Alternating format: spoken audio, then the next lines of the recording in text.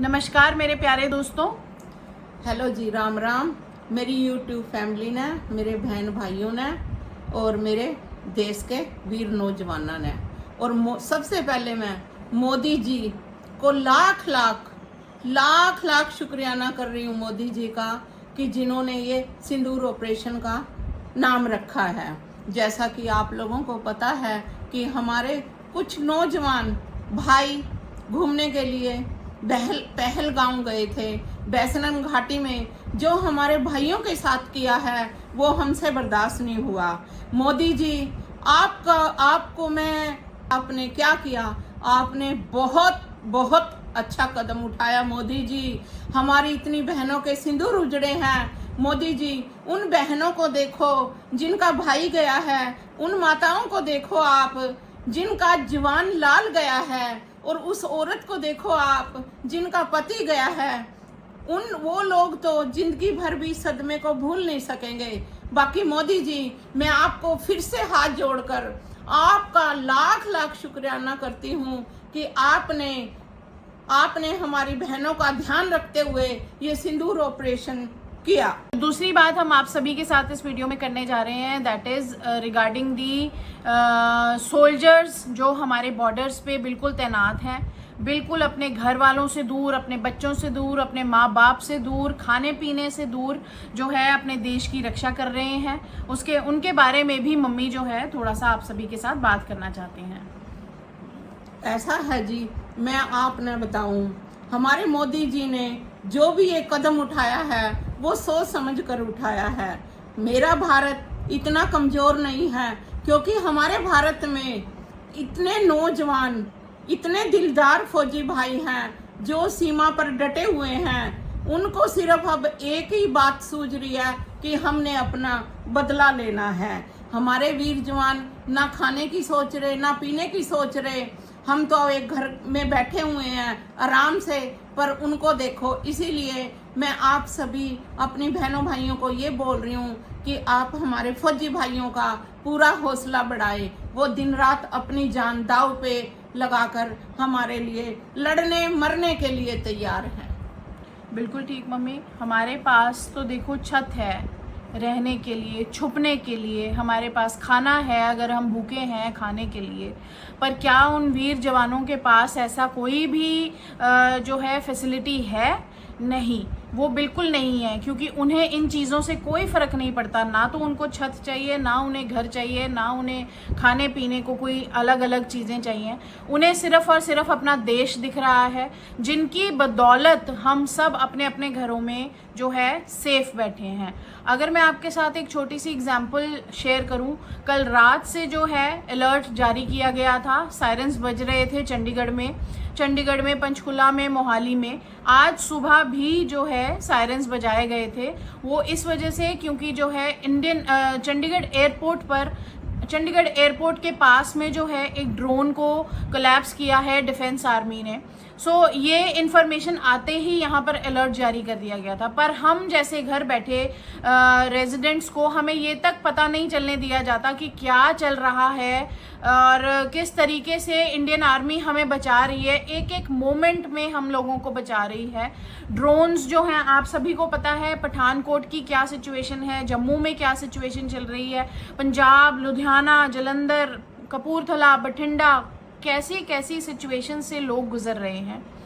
I would request कि आप सब पैनिक मत क्रिएट करिए। इस टाइम पे जो है गवर्नमेंट की तरफ से जैसे ही कोई इंस्ट्रक्शन आती है, जैसे ही सायरन बजाए जाते हैं, प्लीज़ अपने अपने घरों में आप बंद होकर बैठिए।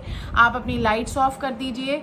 एक और चीज़ मैं आपके साथ शेयर करना चाहूँगी। हमारे बेसिकली हमारे रिलेटिव्स हैं जो ऑस्ट्रेलिया में रहते हैं, उनका घर सेक्टर 36 चंडीगढ़ में है।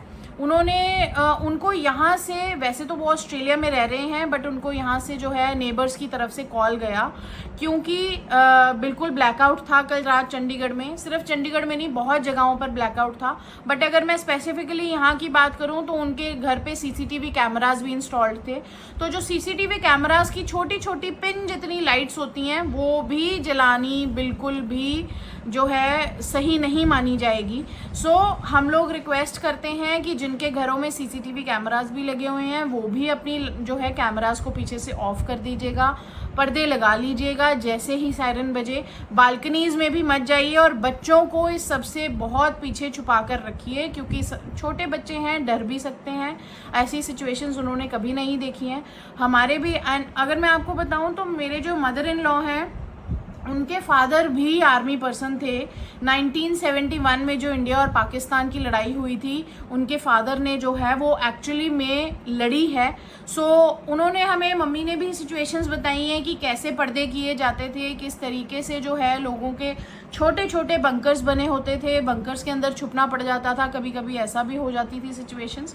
सो रिक्वेस्ट आप सभी से ये है कि एकजुट होकर रहिए, सारे अपने घर परिवार को सुरक्षित रखें। हम भी अपने आप को सुरक्षित रखेंगे, बट हम ये रिक्वेस्ट करते हैं कि आप सब भी जो है अपने अपने घरों में सुरक्षित रहें, बाहर जाना अवॉइड करें। जो एक्चुअली टारगेटेड एरियाज़ हैं, अब जैसे मैं बात करूं पंजाब की तो सारा ऑलमोस्ट अमृतसर, लुधियाना, जलंधर, कपूरथला, बठिंडा, ये सारे रीजन्स जो हैं वो हाई अलर्ट पे हैं। इसी तरीके से चंडीगढ़, पंचकुला, मोहाली और आप लगा लीजिए आज मॉर्निंग में पटियाला का भी जो है नाम आ रहा था सामने कि पटियाला में भी सायरन्स जो है बजे हैं फॉर इमरजेंसी अलर्ट्स।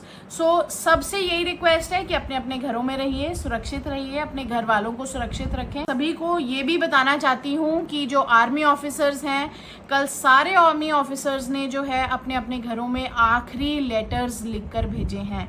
ये कितनी दिल दहला देने वाली जो है सिचुएशन रही होगी उन वाइफ्स के लिए, उन मदर्स के लिए, उन सिस्टर्स के लिए, उन फादर्स के लिए जिनके बच्चों के, जिनके बेटों के ये मैसेज आ रहे हैं कि हमें नहीं पता कि हम वापस आ पाएंगे या नहीं, पर आप अपना ख्याल रखिएगा।